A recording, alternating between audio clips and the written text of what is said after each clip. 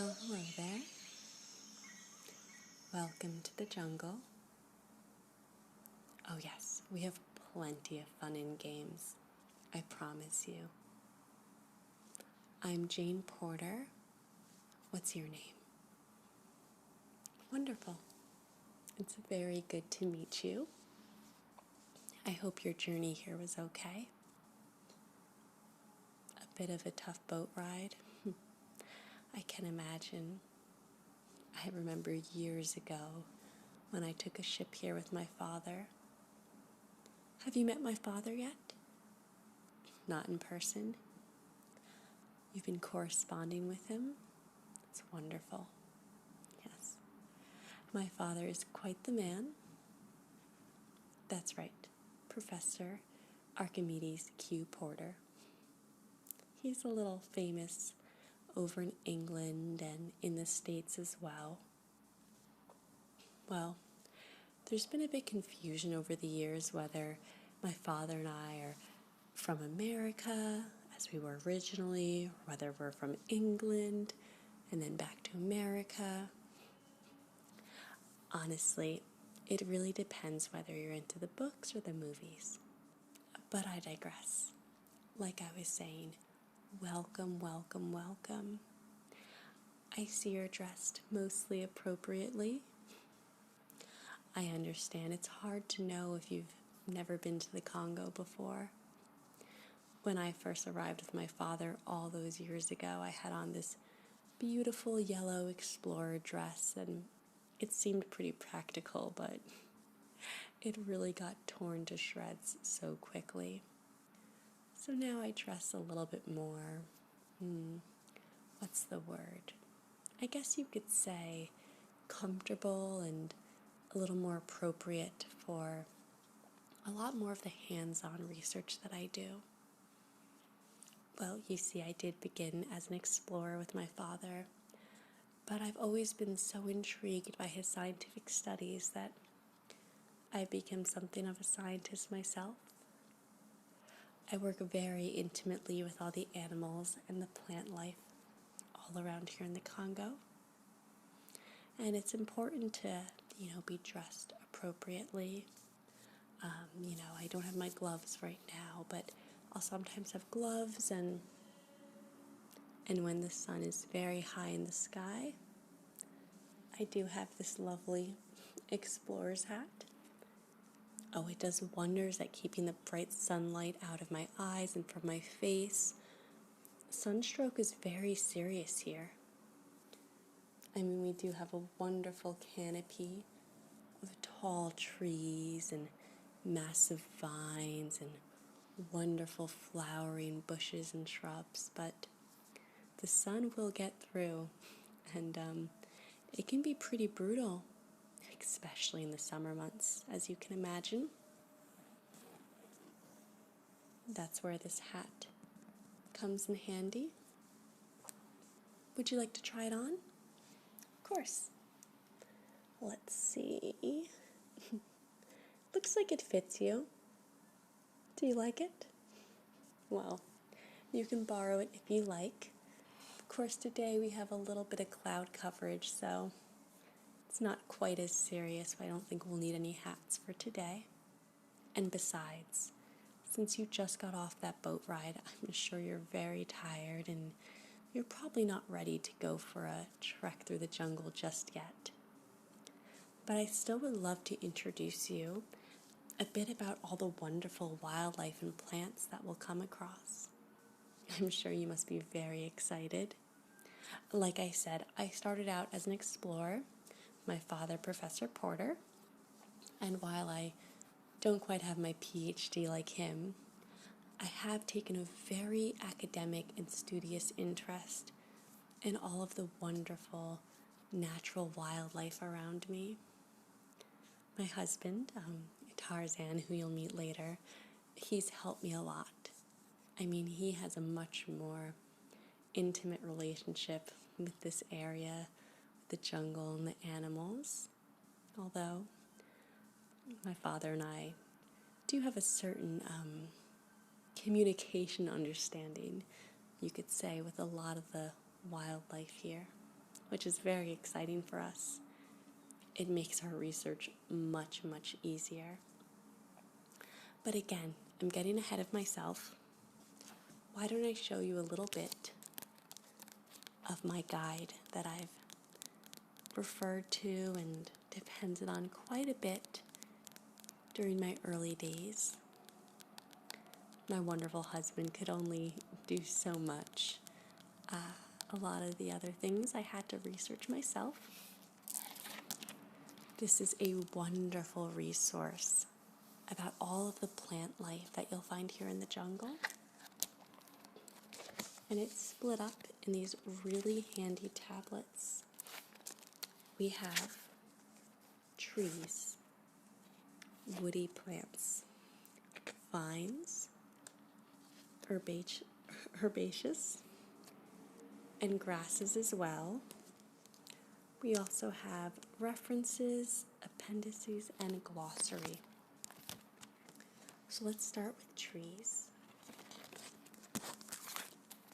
Now, some of these might seem a little misleading. You might think, aren't those plants and trees that are native to the northwest part of the world? And you wouldn't be wrong, but, well, things can surprise you out here in the jungle. So we start with the Norway maple. Here's an image of it. Very beautiful.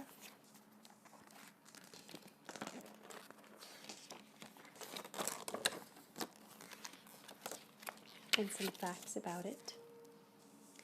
They have opposite leaves, lobed with 5 to 7 lobes, and the margins have a few large teeth.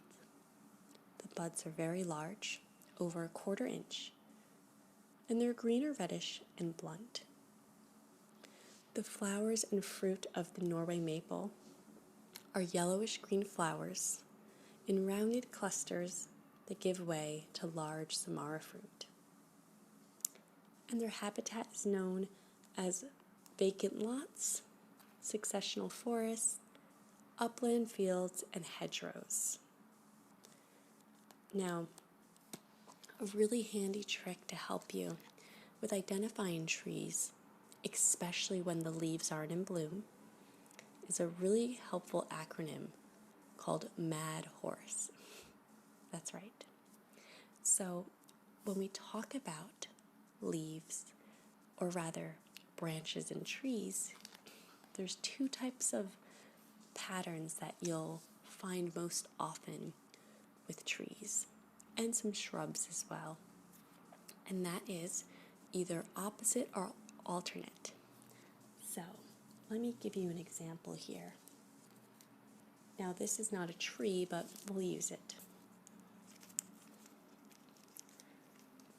If this were a branch, and these were the pieces coming from the branch, the stems, this would be considered opposite because they're opposite from each other. Now, if there was one here, one here, one here, and one here, that would be considered alternate. Now, many trees have alternate branch structures. For example, hickory trees, yew trees, oak trees. But when it comes to opposite, you can narrow it down a lot. And that's where this MAD HORSE acronym comes into play. So this stands for M for maple, just like the tree we just discussed. A for the MAD HORSE stands for ash trees. D stands for dogwood, and that includes flowering dogwood. And the horse stands for horse chestnut trees. Now, like I said, you might think to yourself, these sound like North American trees, and we're in the Congo. But it's important to have a vast knowledge of all the plants and trees as we go on our adventures and explorations here together. So, again, that was just a little bit about trees and identifying trees. We also have Tree of Heaven.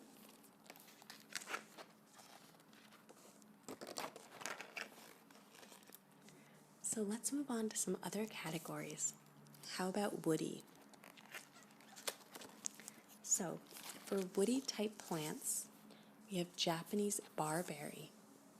Now, despite its name, you won't only find this woody plant just in Japan, and they look very beautiful, but they're actually an invasive species, which can cause a lot of harm to the local flora and plant life. See, we're very, very into restoration of the jungle and the woods. Well, there's not a lot of woods in the Congo, but in my many explorations in England and America and all around the world, I've dealt with so many plants. We really want to preserve the natural habitats, which I'm sure you're very interested in as well. Let's go into vines. This one is called Asian Bittersweet. It's super common, and again, don't be deceived by the name.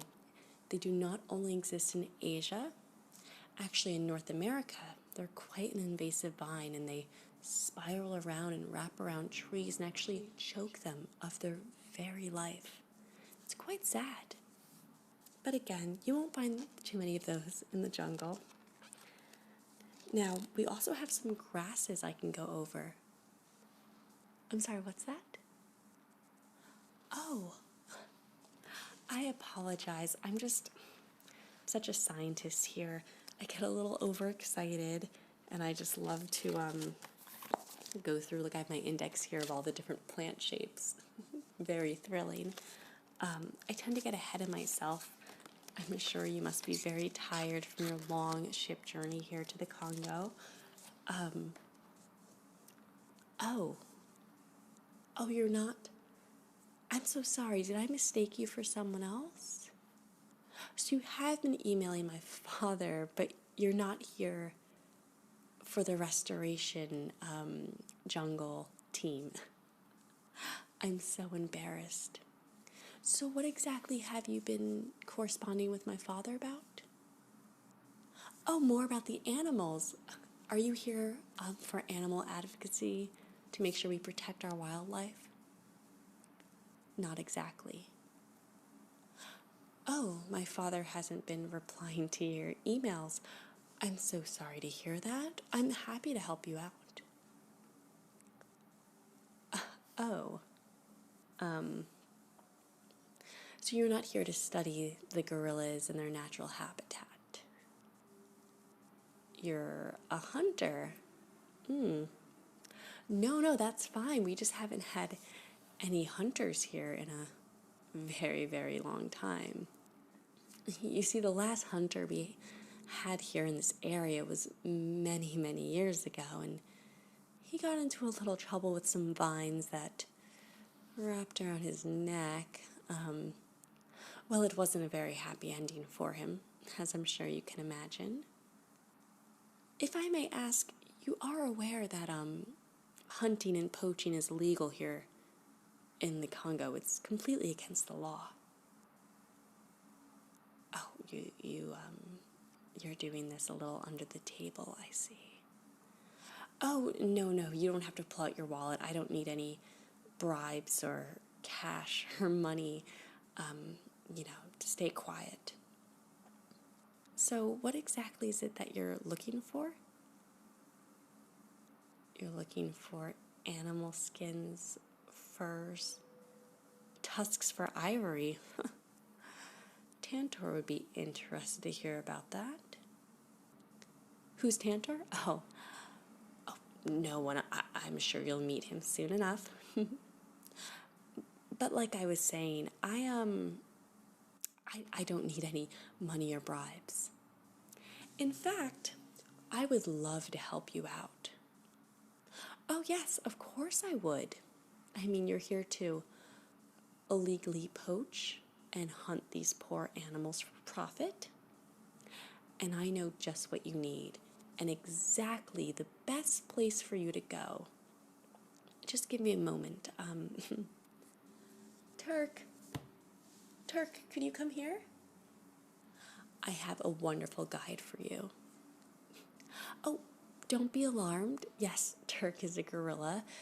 And I mean, you probably won't be able to communicate with her, but I can. Turk, yes, I need you to go.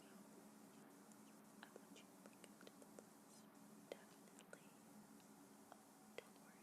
It'll all be taken care of. Don't mind that. It's just Turk and I, we can share language. It's a skill that my father and I learned from my husband Tarzan, and we've developed over the years. Turk is a great guide, and she's going to show you to a wonderful place. Well, you said you were into pelts. Now, I'm assuming that extends to leopard pelts.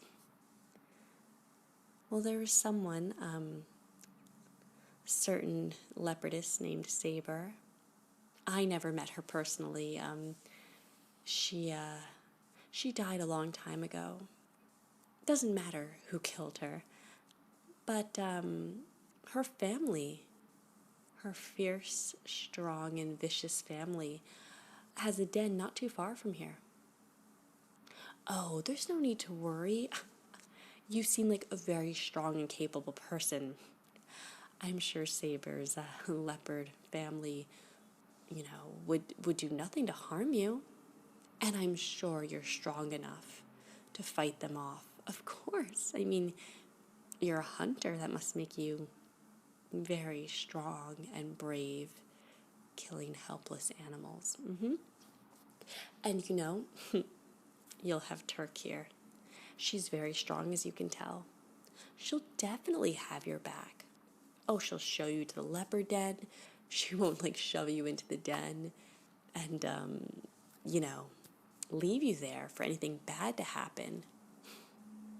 No, Turk will definitely protect you. And then you'll come here and you'll get exactly what you came for, right? Right. Yes, I believe that leopardess den, that leopard den, well, they are very, very hungry. Well, I don't mean hungry, not to frighten you. I mean